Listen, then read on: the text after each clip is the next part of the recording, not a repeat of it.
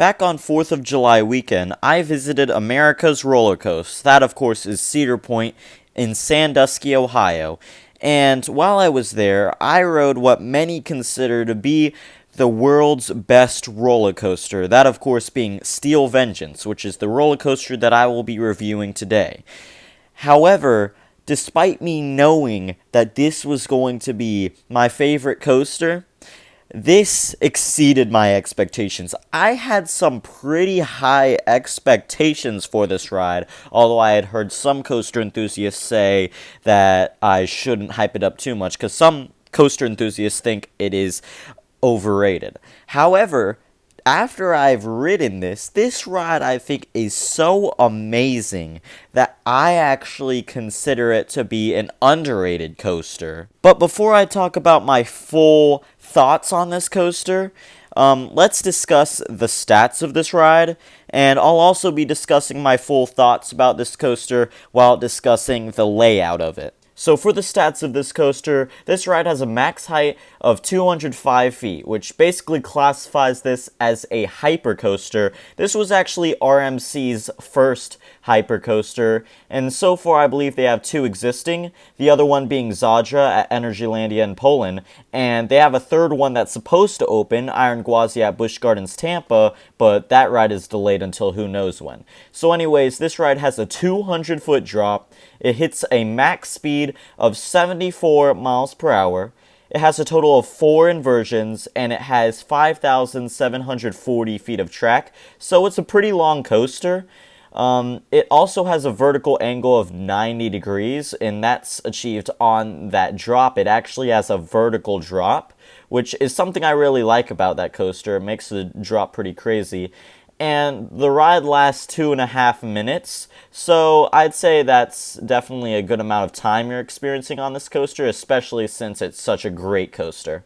To start off with the layout, you take a turn out of the station, and then you go into this little ejector-filled pre-lift, which I guess kind of gives you an idea of what to expect of the ride, because this moment actually has quite a bit of ejector airtime. And then you start climbing the 205-foot tall lift hill, and this is actually a pretty loud lift hill. I guess a lot of RMCs, based on like footage I've seen, because this is only one of 2 RMCs I've ridden, the other one being a launch coaster, that of course is Lightning Rod at Dollywood, but I guess a lot of RMCs tend to have loud lift hills. I guess that's just kind of how they are. And then when you get to the top of the lift hill, you get a pretty nice view of Lake Erie right before plunging down the 200-foot drop, which, by the way, this is a pretty crazy drop, especially since it's vertical.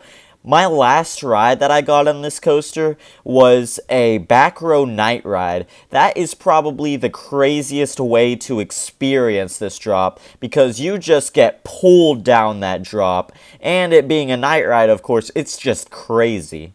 After that drop, the ride goes into a little ejector hill that gives you a little bit of airtime. Then it goes into this massive airtime hill that just throws you out of your seat. Then after that, it goes into an outer banked airtime hill. This just throws you out of your seat even more. After this outer banked airtime hill, you go into this much smaller airtime hill, and then into the 0G roll, which is the first inversion on this coaster. Honestly, I think it's a pretty great inversion. It's pretty crazy in my opinion. After that, the ride goes into an overbanked turn, like a 90-degree one, which throws you out of your seat. Then it does this little 0G stall, and it is such a crazy element on this coaster. Definitely one of my favorite, if not my favorite element on this coaster. After this crazy inversion, you go into this little drop, then you go into this little double up that takes you into the mid-course brake run, which kills some of the momentum, but I like to think of it as more of a breather. Then you take a left turn, then go down this drop into this double up, which gives you quite a bit of airtime, then this drop,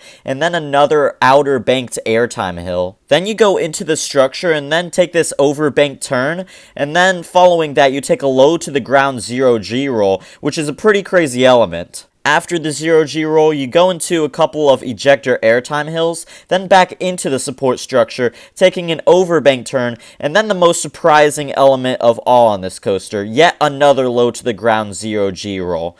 When I first rode this coaster, I had seen POVs of this coaster in the past, but still, I was not expecting that element so late in the ride, which just makes it absolutely crazy to experience. Following the 0G roll, the ride goes into yet another overbank turn, then it goes into its crazy ejector-filled finale. This ride just throws you out of your seat several times, and it's crazy. And then after that, you go into the final brake run. I would personally say that this ride's finale, as well as Velocicoaster's finale, are two of my favorite roller coaster finales. So what are my overall thoughts on this roller coaster? Personally, I believe that this ride, Steel Vengeance at Cedar Point in Sandusky, Ohio, is the perfect roller coaster. I believe that Rocky Mountain Construction quite literally designed the perfect roller coaster here because it is just crazy. That's the one word I would use to describe it.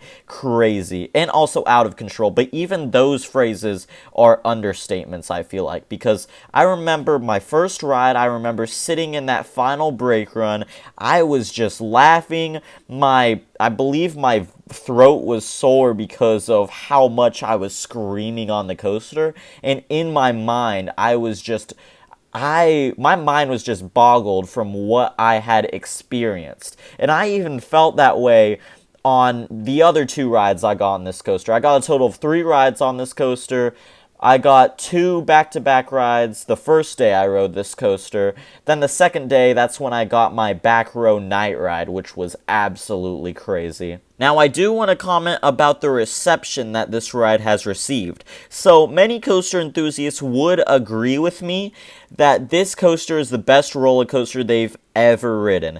However, because this ride has received such extreme praise, there are also other coaster enthusiasts who say this ride is overrated. Now, although I do respect their opinion, it is their opinion and everyone is entitled to their opinion, I absolutely disagree, and I even dare say this ride might be underrated because it's just that good, and also because enthusiasts believe that this is overrated, that now it's kind of underrated.